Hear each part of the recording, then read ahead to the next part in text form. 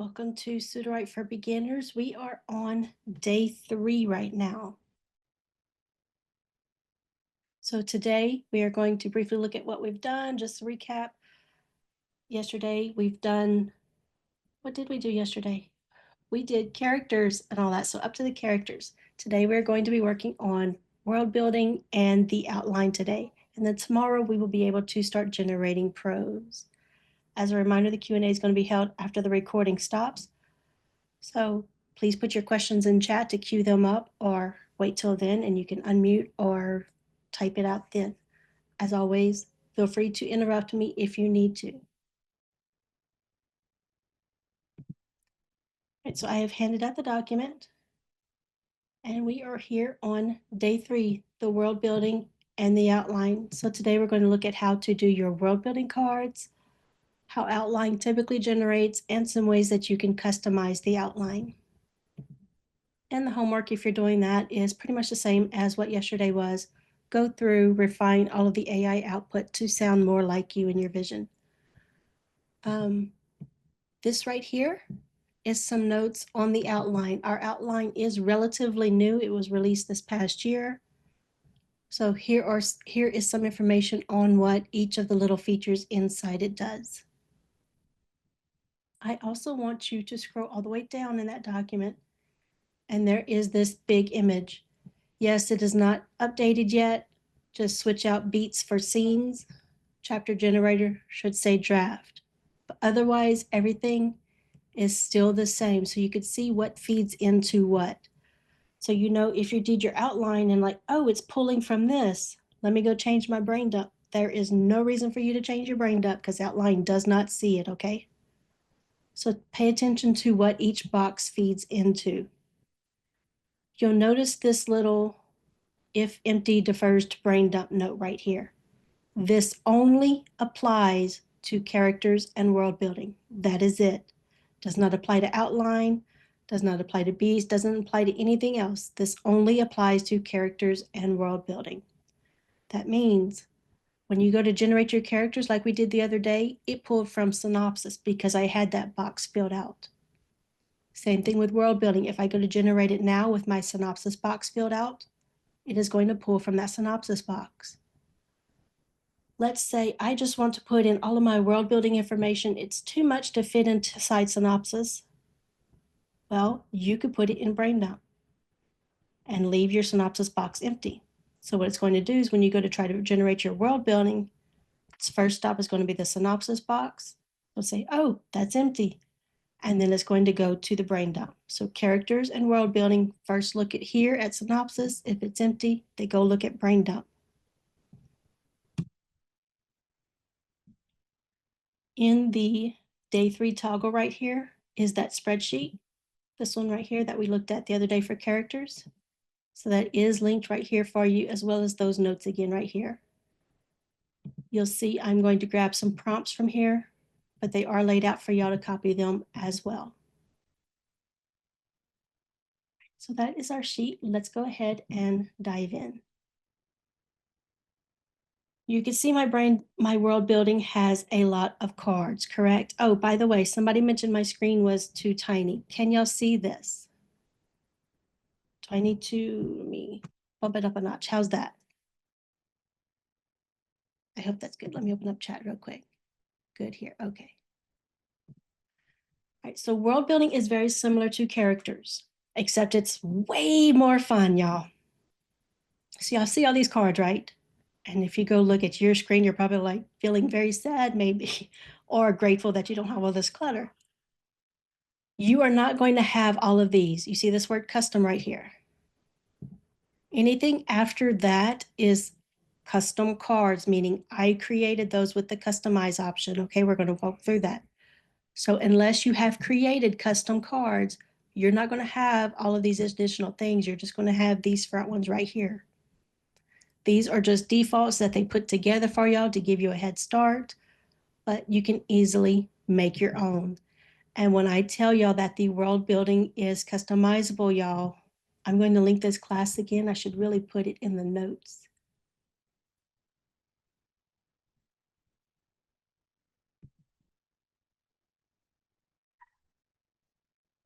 This one. Let me just grab it. As a reminder, go to that course videos channel. You can search up anything. And the secret tips and tricks with Stacy class is phenomenal. Okay, she shows a tip that she uses for world building cards to be used in an unusual way. And she also shares another user, Melody's tips for using world building cards in a unique way. One of them, Stacy's tip, is how to use a card to be a prose guide. So our style box, we haven't worked on that yet, but it's limited to 40 words. That's not enough for some people. Stacy shows you how to use a world building card for that. Here is that class. Please save that link, y'all. Let me go ahead and drop it here in this one as well.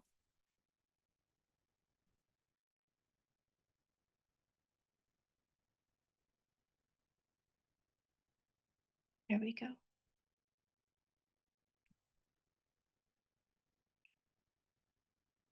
And just in case, there's that link again. All right, so she shows you how to do that prose guide, so you don't have to worry about that 40 limit box. And currently, the team is working on this, but currently, the AI does not see what you write in various chapters, okay? So when you write chapter 7 in your document, each of these documents do not see each other, okay? I know there's some misinformation in the Discord that it does.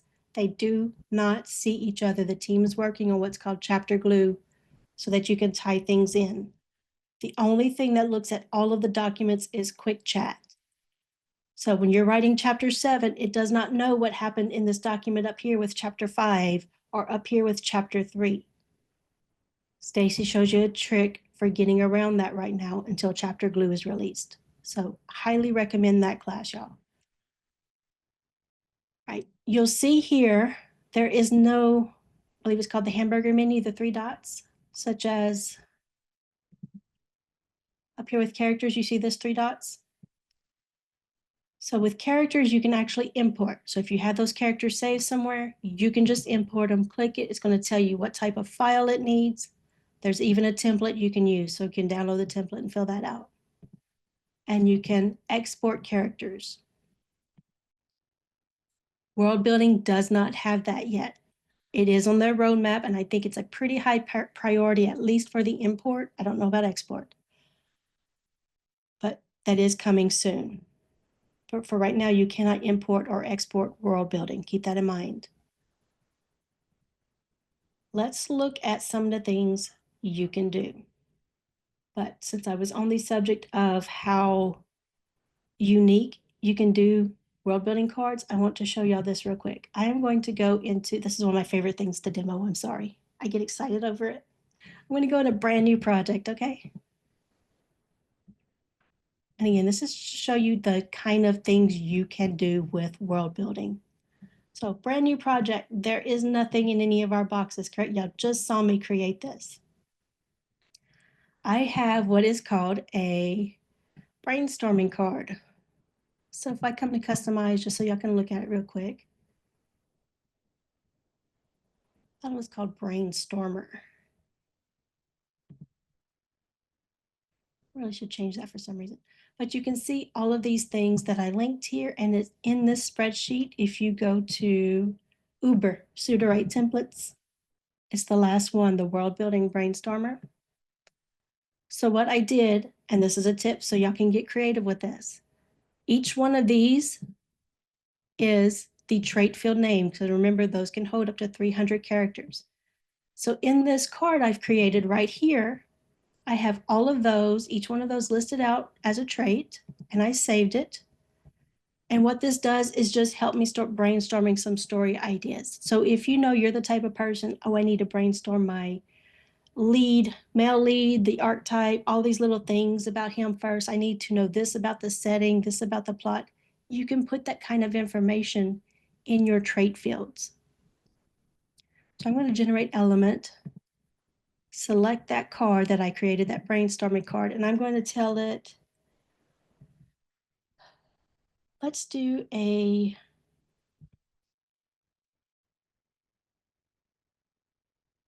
it doesn't fit very well for the, let's do a Fey one. because that brainstorming is very more fantastical, so you do need to customize it. But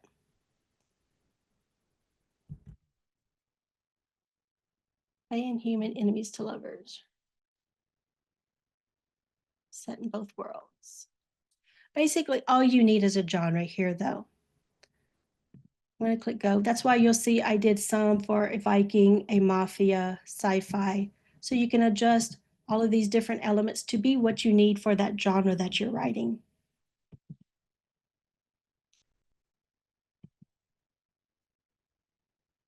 Any questions while we wait on this? That has been requested for us to have more than one template for the characters.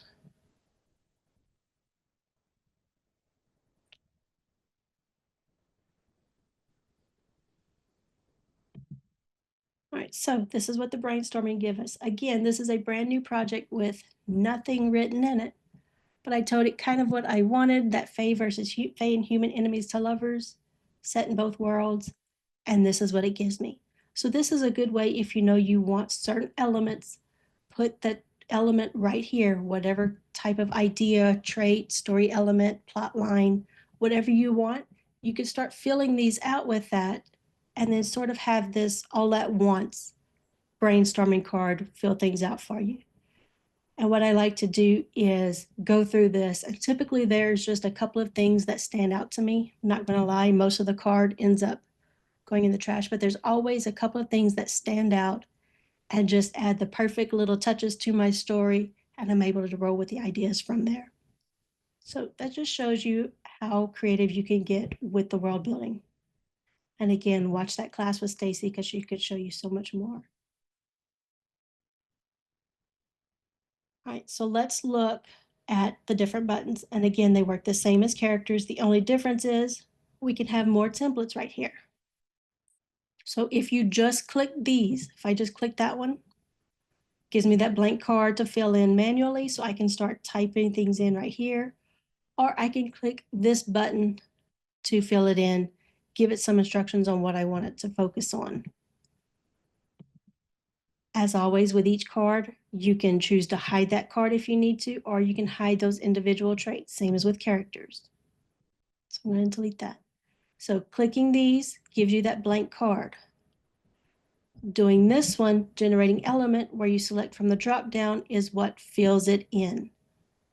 So we are working with a sci-fi. You know what? I'm just going to do the sci-fi brainstormer. Let that go. And then we're going to look at customizing. And back to the spreadsheet just to see what all do we have. So we have some settings. Again, if you write romance, especially small town type romance, I have this town template. I am loving what happens here with this one. Remember, y'all just click into that document to actually pull up the traits. If y'all like the D&D stuff, there's some lit RPG items. If you want to get more plot line, story element related, there's some things here you might like. The one I just showed, a bunch of these actually came from chat. I worked with creating different ones. And then some world building ones that came from chat. So you might like these for your brainstormer stuff, kind of like this sci-fi one I'm doing right here. Nicole, while you're going on about that, how do you know which world building cards you need for your genre? Like for right here. Mm-hmm. So it kind of just depends. First of all, I would look through what do each of these have. So if I go to customize and I go to this key event, I can see what the default is. Does this relate to my story? Is there some sort of major event, you know, the king being overthrown? If you're doing historical fiction, a war, something along those lines. Look and see, is there an element from your story and it can match one of these cards easily? If not, that's where the customize comes in. You can create your own like we can do. If you're writing mystery, you have the clue here. So let's look at that. Sensory description. I think we must have changed this one. Doesn't seem right. I know for clue, which one did we do? We did a suspect list, so that was a customized one. So just think about your genre and think about those major events or major items, anything that's just majorly focused on your world building. It is crucial to your story to get it right. Look through and see which one of these defaults will help. And don't forget, you can always change them up. So if I go to the government one, let's look at, I want to see. So like this technology one might not be bad, except maybe I'm doing sci-fi and I need more of some advanced timeline scenarios or who created that type of technology. Maybe that's important to my storyline. I can just add those traits here to the default and save new ones. So click add.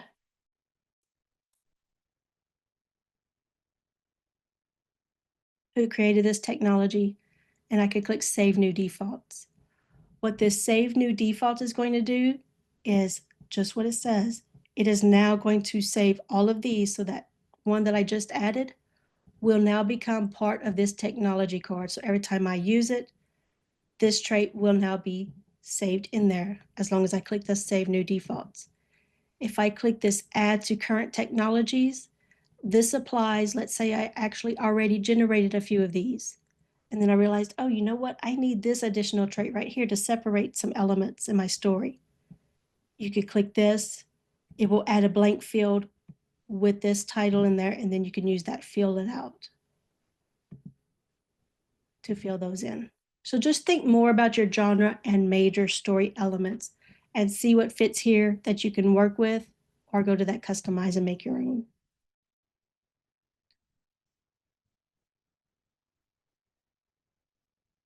Okay, so this is our little brainstormer, and you can see it took all of those.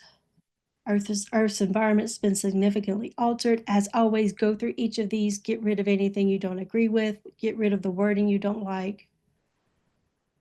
But what I typically do the first time when I do something like a card this way is I read through and then I see what grabs my attention and what can I create additional cards for. So this one has major, it says major cities lying in ruins right there. First of all, two things stand out to me for this one. I'm going to copy this. And I'm just going to go into a new document. First thing that stands out to me, I want to know how this looks. I want to envision this for my story. So I'm going to copy that, highlight it, and click Visualize. If y'all remember, Visualize is that one that uses 2,500 credits per pop. But it can typically give you some great marketing material, y'all. And in this instance, I'm just using it to cement the story in my head. I want to know how these look. Now, in terms of the world building cards, see what Visualize gave us here. So we see what Visualize gave us. The weird looking clouds with the aliens coming through. Don't care for the clouds, but I do like this. So I would actually probably just use something along this lines, cut out that top part. Not a bad marketing thing. It can use some work. Yes, it is AI. Normally it actually does way better than this. But I'm not upset at this at all. It also just starts helping me visualize things so I can see everything's run here, but it looks like there's this little stronghold right there. And that would be my next thing for the world building card. So I noticed that major cities lying in ruins, but there are some strongholds, right? I mean, there's got to be places that people are gathering and everything. So that's one thing I would probably do for a world building card. What kind of strongholds do we have? What kind of strongholds for the aliens, for the humans, anything along those lines? I just start going through this brainstormer card and I start pulling things out that I know I want to flesh out. And I can put them in a document so I can work on everything at once. History and backstory. And it tells us how things began right here. So this one, if it's crucial to my story, or maybe I, as the writer, just need to know more about it, I would actually create a card and do this. So let's do that one real quick. Hopefully we don't have a timeline one. We got the key event. What was key event again? Yeah. So let's create a timeline of how this war came to be. So I'm going to go to customize. It doesn't look like you could type in here, but you can, okay? I can just grab one of these, customize it, or I can start typing.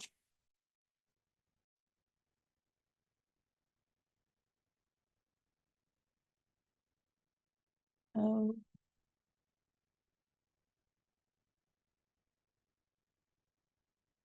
when did the aliens invade?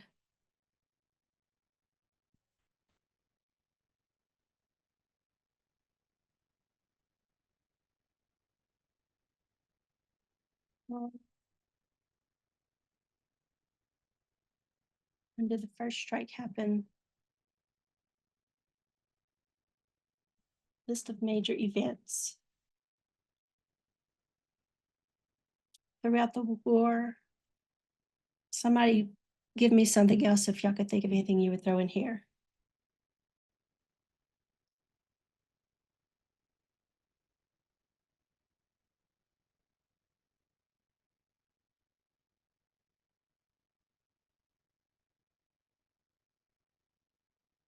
I could keep going, all these little events that I want to know.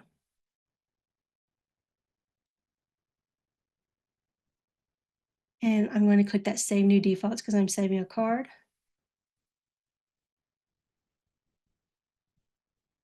And now I can generate element and generate that card.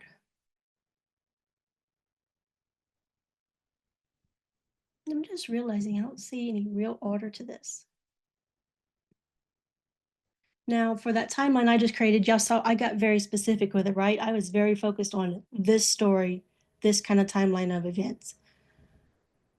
If you know a lot of your stories have something like that that will be useful for you, make those trait prompts more general. And then whenever I click that generate element button and I have that instruction box, I can guide it then, hey, I want that timeline of the alien versus human war, or the timeline of, the fall of civilization, things like that. So we have first contact.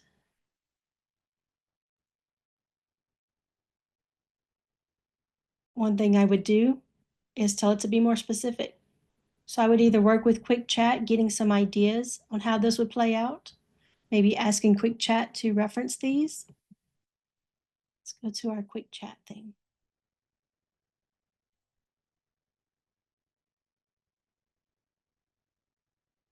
So Quick Chat does see your world building, okay? So what I could do is go into my Quick Chat document. Sorry, what was it called? Timeline of, I'm just going to copy this. I can go to my Quick Chat card here, pull it up, Control K on PC, Command K on Mac, and I'm going to reference that card. Remember, Quick Chat does see everything. It sees all of those stuff I just pulled up right here. You'll have that linked in this document. Tells you everything Quick Chat looks at. For instance, looks at all of those characters. But if I really wanted to focus on something, I'm going to mention it. So look at the timeline of the invasion.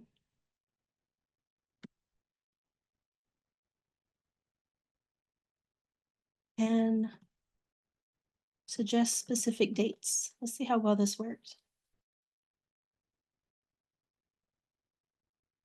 So I can work with Quick Chat right here. There we go. Worked great. Gave us some specifics.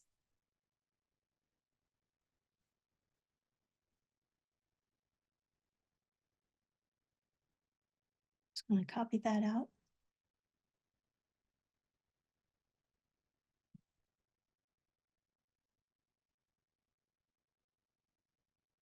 So I would put it here and I would go through, of course, whether keep it if I like it, change it if I don't like it, maybe highlight a particular one and say, hey, let's work on this. Maybe I really like this. It added a little plot point to my story. I want to flesh it out a little bit more.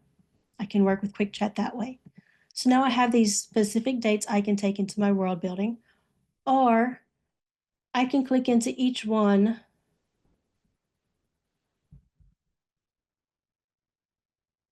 let's see. I'm going to tell it, keep the current details if you like it. If y'all don't like it, don't worry about saying this. Keep the current details, but add specific dates. And this is one reason I wish we could have a whole rewrite the card, the entire card, because I would like to do this for each, individual trait that has been suggested. I can't remember if I did it in the feedback thing or somebody else did. I know I either made the post or upvoted it. So if y'all agree, would like to see rewrite card, the entire card for characters or world building, please go and upvote those. They do take a look to see what is the most popular. All right, but now you see it added the specific date while still keeping those details that it originally had.